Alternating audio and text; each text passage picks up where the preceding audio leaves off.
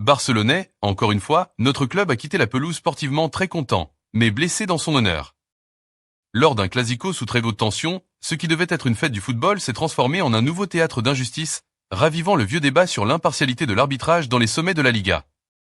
Après l'élimination en Ligue des Champions, marquée par des décisions contestées, le FC Barcelone espérait une rencontre juste et équitable face au Real Madrid.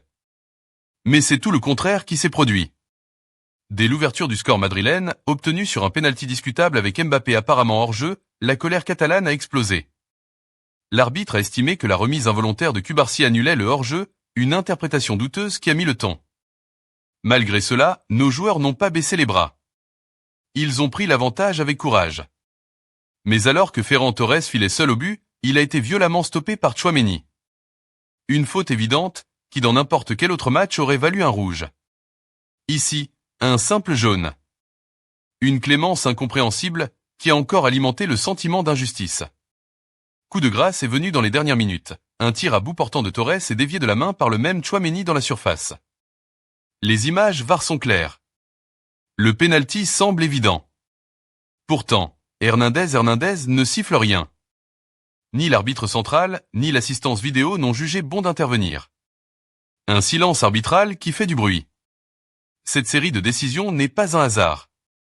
En amont de la rencontre, le Real Madrid a diffusé une vidéo polémique ciblant directement l'arbitre du match.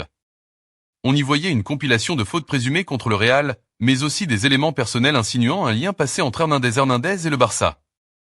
Une stratégie de pression médiatique habile, mais lourde de conséquences sur l'équité du jeu. Ce n'est pas la première fois que notre club subit ce genre de traitement. En finale de Coupe du Roi, déjà, des décisions litigieuses n'avaient pas empêché le Barça de triompher.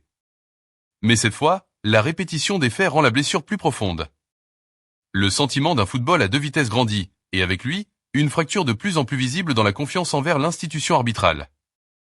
Barcelonais, notre passion pour le Barça est intacte. Mais cette passion mérite le respect. Le respect des règles, de la justice sportive et de notre intelligence. Aujourd'hui, nous demandons des explications, des réformes, et surtout, un football où le mérite l'emporte sur les manipulations.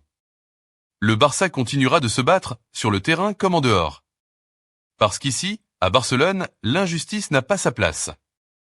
Merci d'avoir regardé cette vidéo, n'oubliez pas de vous abonner, pour ne manquer aucune actualité sur le monde du football. À bientôt!